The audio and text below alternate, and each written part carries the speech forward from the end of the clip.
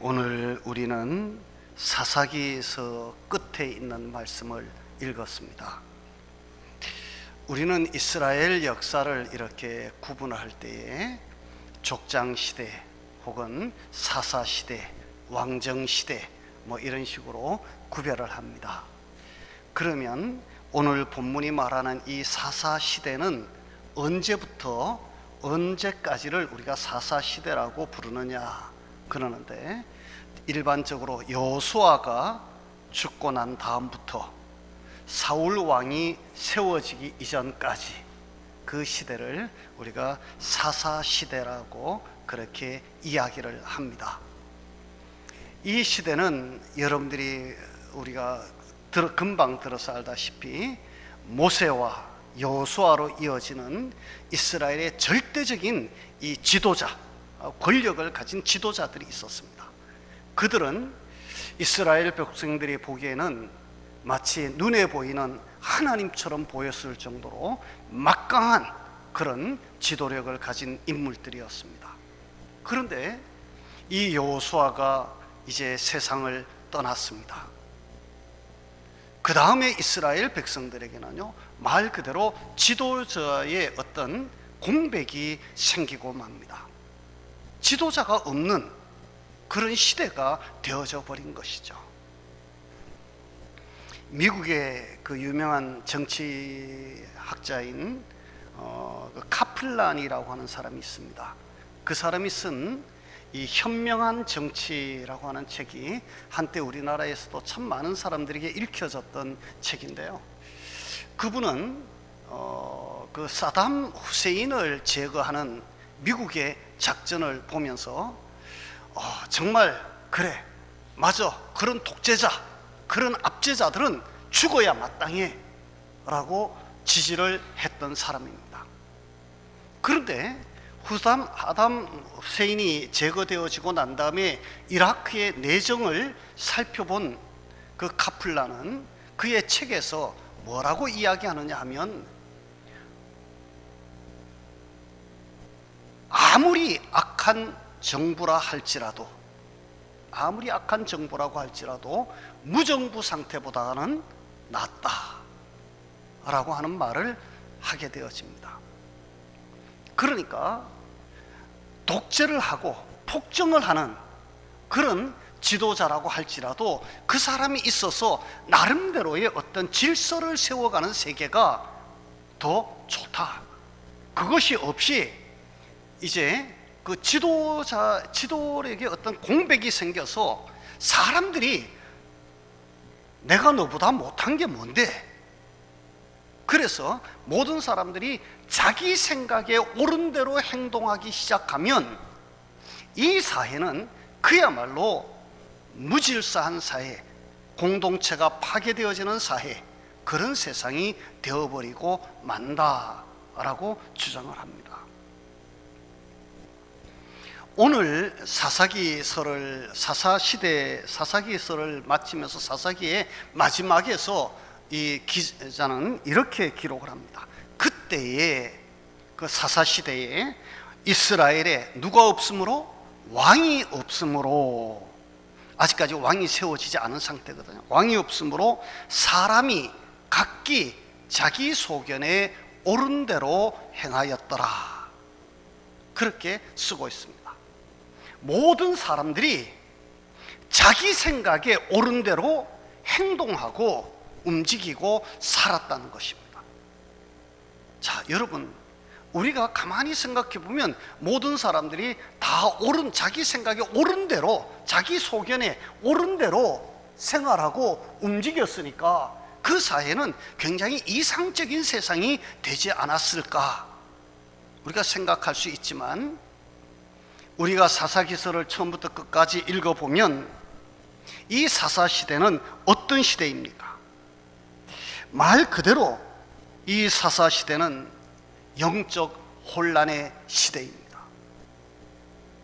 그리고 각 지파 간에 내전이 계속되어지기도 하고, 그리고 여러 가지 이 이스라엘 공동체가 파괴되어지는 안타까운 모습을 보여주는 그러한 책이 이 사사기서입니다. 여러분, 우리가 상식적으로 한번 가만히 한번 생각을 해보시면 우리가 충분히 이해할 수 있습니다. 한 가정이 있다고 생각합니다. 우리 뭐 크게 나라, 민족 뭐 이렇게 하지 말고 우리 한 가정을 생각해 보십시다. 가정이 있는데 그 가정에 어떤 가장이라든지 어른의 어떤 그런 지도력이 없으면, 그래서 모두가 자기 생각하는 대로 옳은 대로만, 자기 생각이 옳은 대로만 행동하면 그 집안이 무슨 집안이 될까요? 우리 흔히 하는 말로 무슨 집안? 콩가루 집안이 됩니다.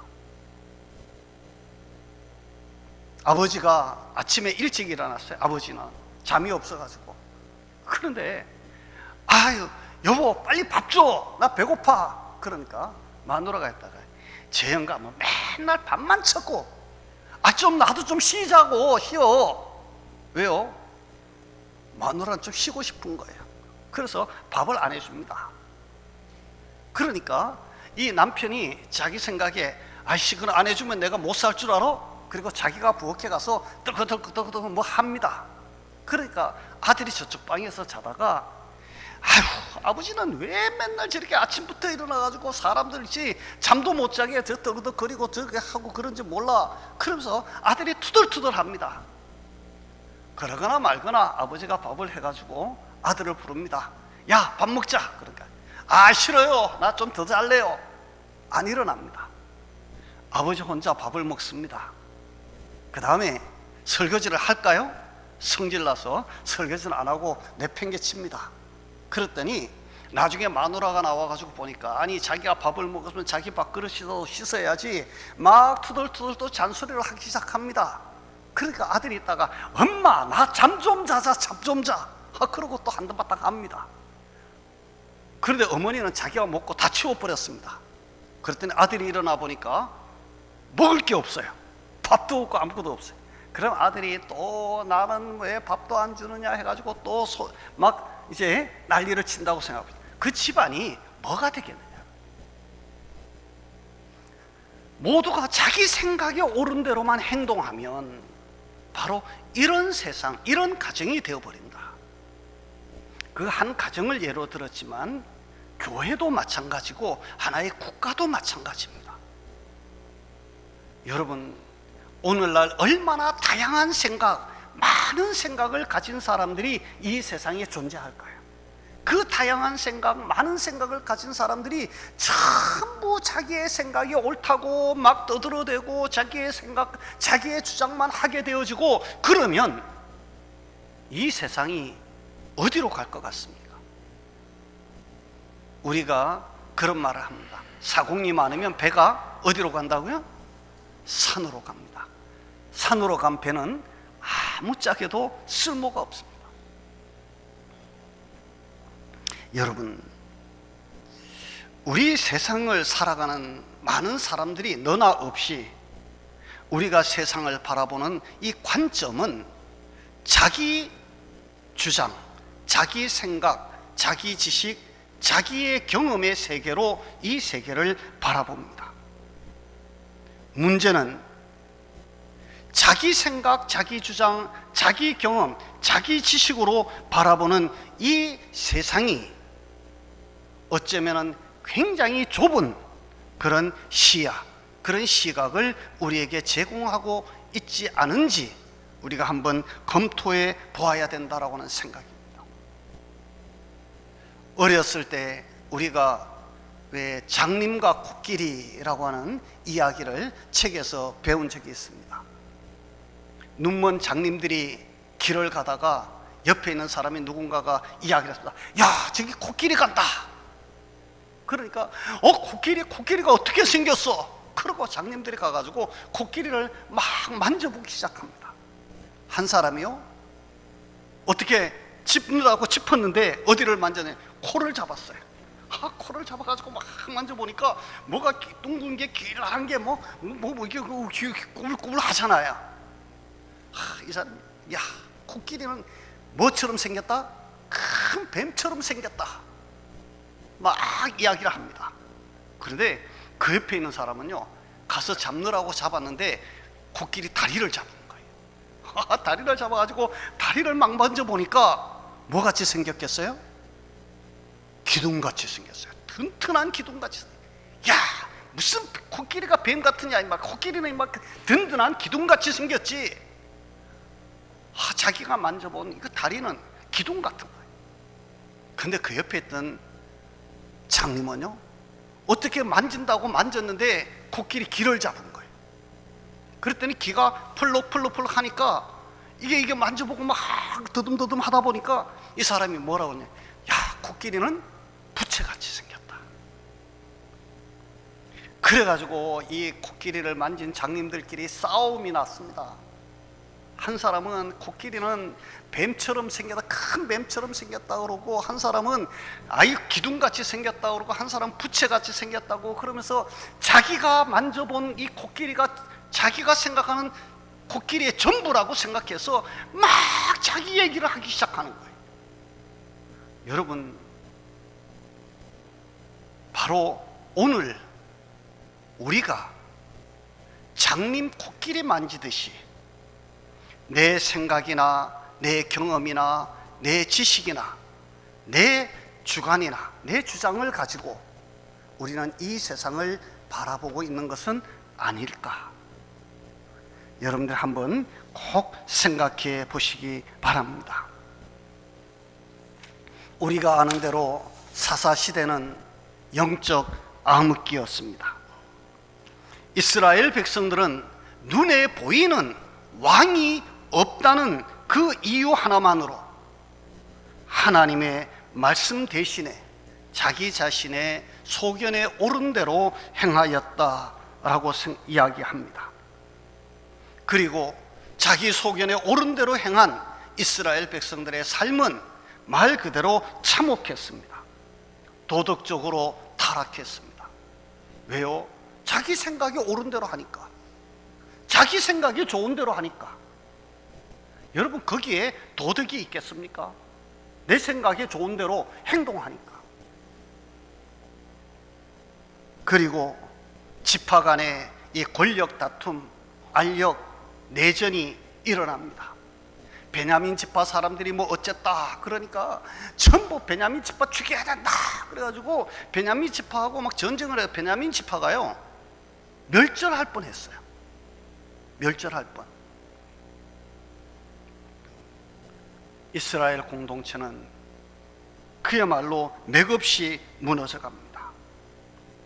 오늘날에도 마찬가지입니다. 내 생각과 내 주장만이 옳다고 우리가 고집할 때 이와 비슷한 문제들이 발생합니다. 내 생각만이 옳다 그러면 다른 사람들과의 소통이 일단 단절되어집니다. 소통이 단절되어진다는 이야기는 관계가 끊어진다는 이야기. 관계가 끊어진 공동체는 존재할 수가 없습니다. 교회 안에서 우리가 내 생각만 옳다라고 생각하면 여러분 대화가 되겠습니까?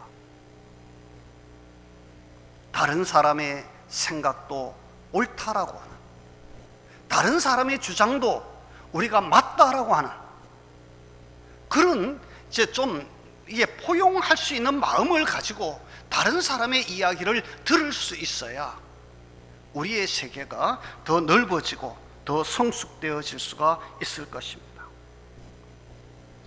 여러분, 나만 옳다라고 생각하는 그 삶의 저변에, 그 주장에는 무엇이 깔려 있느냐 하면 사실 영적 교만이 깔려 있는 거거든요. 나만 옳아요. 나만 신앙생활 잘해. 여러분, 이게 말이 되는 걸까요? 그건 아니죠.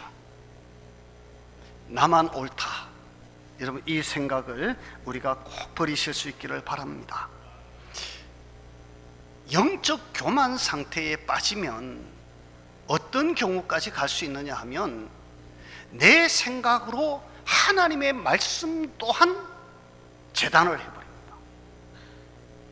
그래서 하나님께서 뭐라고 말씀하시는지 성경의 말씀에 귀를 기울이려고 하는 것이 아니라 내 생각으로 성경에 있는 말씀조차도 뭘 하느냐 하면 틀렸다 맞았다 자기가 판단을 하는 거예요.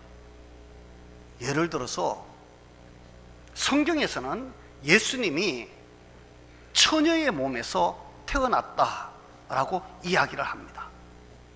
그런데 현대 과학을 바라보고 생각하고 경험하고 주장하는 사람들은 아니, 남자의 정자가 없이 어떻게 여자 혼자서 애를 만들고 애를 낳을 수 있느냐? 에이씨, 그건 말이 안 돼. 말이 안 된다고 생각하는 것입니다. 그래서 하나님이 처녀가 애를 낳았다 뭐 어쩌고, 예수 마리아가 그 처녀의 몸으로, 동정녀의 몸으로 예수 그리스도를 낳았다, 아무리 그래도 난 못 믿겠다는 것입니다. 못 믿겠다고 그러니까 그러면 그 사람은요 그 방법을 찾습니다. 그러면 어떻게 예수님이 태어났을까? 그래가지고 자기 나름대로 소설을 막 씁니다. 성경에는 기록되지 않았지만 그러면서 아마 마리아가 몰래 다른 남자를 만나가지고 쉽게 얘기하면 사생자를 낳았을 것이다. 남편 없는 아이가 어디 있어? 자기 나름대로 그걸 논리화하고 체계하고 막 주장하기 시작합니다. 이게 바로 영적 교만의 상태거든. 예수님이 죽은 자 가운데서 부활하셨다, 성경이 이야기를 아무리 해도 현대 과학이나 현대 자기의 경험과 자기의 세계만 가지고 주장하는 사람들이 생각하면 에이씨, 말이 돼? 죽은 사람이 어떻게 살아? 죽은 게 아니고 예수님이 아마 기절했다가 깨어났나 보지. 근데 사람들이 그걸 모르고 죽었다라고 생각했던가 보지. 자기 나름대로 합리화해서 성경을 자기 마음대로 막 편집을 하는 거예요. 여러분, 우리가 이 세상을 떠나면 우리가 영원한 천국에 간다. 그런데도 자기 생각, 자기 주장, 자기 경험, 자기 생각만 하는 사람들은 천국이 어디 있어? 가봤어? 이러고 천국마저도 부정하려고 그럽니다.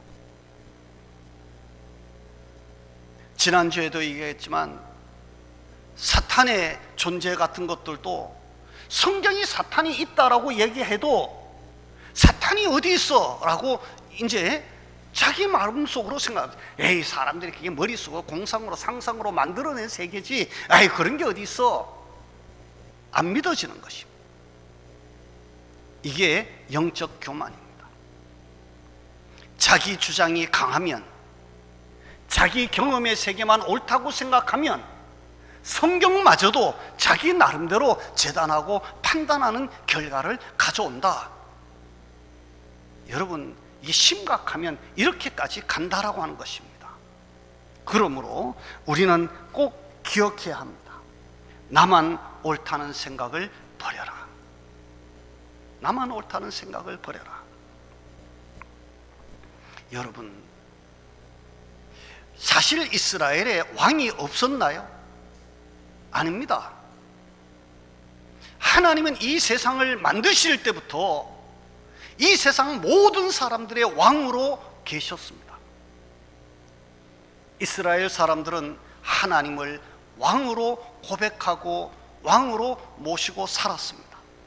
그런데 그것은 입술의 이야기일 뿐 그들의 삶은 하나님을 왕으로 인정하지 않았다는 이야기입니다. 하나님을 자기의 삶의 왕으로 인정하지 않으니까, 그러니까 누가 왕이 될까요? 내가 왕이 되어버린 것입니다. 내가 왕이 되어서 이 세상의 모든 것들을 내가 판단하고 내가 생각하고 내가 이야기하는 것입니다. 저와 여러분들의 왕은 지금 누구십니까? 여러분들의 왕은 누구십니까? 하나님이 여러분의 왕입니까? 아니면 여러분 자신이 여러분의 왕입니까? 한번 대답을 해보세요. 누가 왕이에요? 하나님이 왕이라고. 여러분 아마 여기 있는 모든 분들이 하나님이 왕이십니다. 전부 여러분들 다 아멘 할 겁니다. 아무도 여기에는 이의가 없어요. 그런데 한번 솔직히 얘기해 봅시다.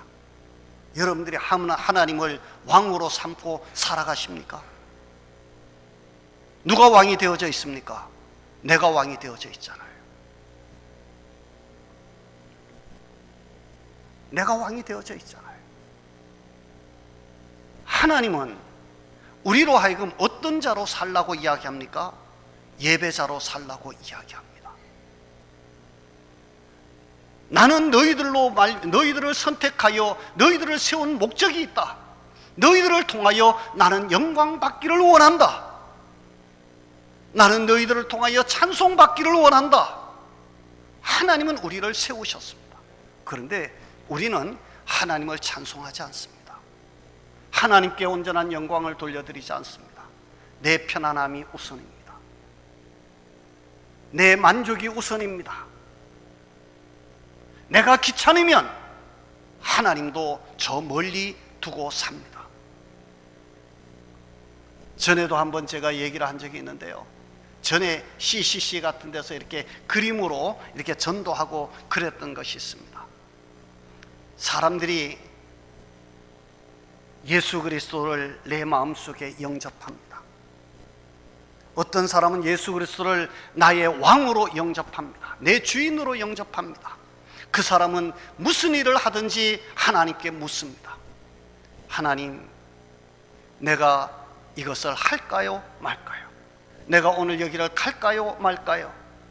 내가 이것을 어떻게 했으면 좋을까요? 하나님께 묻고 삽니다. 왜요? 하나님이 내 마음에 뭐니까? 왕이시니까. 그런데 어떤 사람은 예수님을 모시기는 모셨어요, 마음속에. 그런데 뭘로 모셨어요? 손님으로 모셨어요. 손님으로. 그러니까 내가 필요할 때 있어요. 내가 어디 나쁜 데 가든지 아니면 내가 하나님이 원치 않는 일을 하든지 그럴 때 우리는 눈을 찔끔 감고, 손님, 제가요 바쁜 일이 있거든요. 제가 오늘 어디 좀 갔다 올 테니까 혼자 가만히 계세요. 그리고 자기 나름대로 혼자 세상 다니면서 자기 할 일 다 하고 저녁에 들어옵니다. 아유, 손님 오래 기다리느라고 참 고생하셨죠. 이제부터 저하고 좀 같이 놉시다. 손님이 삐졌어요. 대꾸를 안 합니다. 그러면 자기가 이렇게 손님 보면서 지 말하면 나도 말 안 하지. 그리고 자기도 삐집니다. 무슨 일을 하려고 할 때 손님에게 묻지 않습니다. 내가 주인이니까 내 마음대로 합니다. 여러분, 오늘 우리가 예수님을 왕으로 고백하는 것이 아니라 내가 왕이 되어서 예수님을 마치 나의 종처럼 부리려고 내 마음대로 주장하려고 하는 그런 신앙인의 모습을 보이고 있지 않는지 우리 자신을 한번 돌아보아야 됩니다.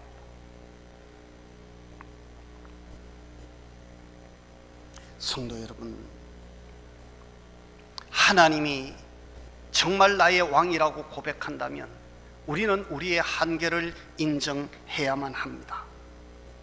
나의 지식은 불완전하고 나의 지식은 틀릴 수 있음을 인정하는 겸손함이 우리 하나님 앞에 있어야 합니다. 하나님의 말씀이 나의 삶의 절대적인 기준이 되어야 합니다.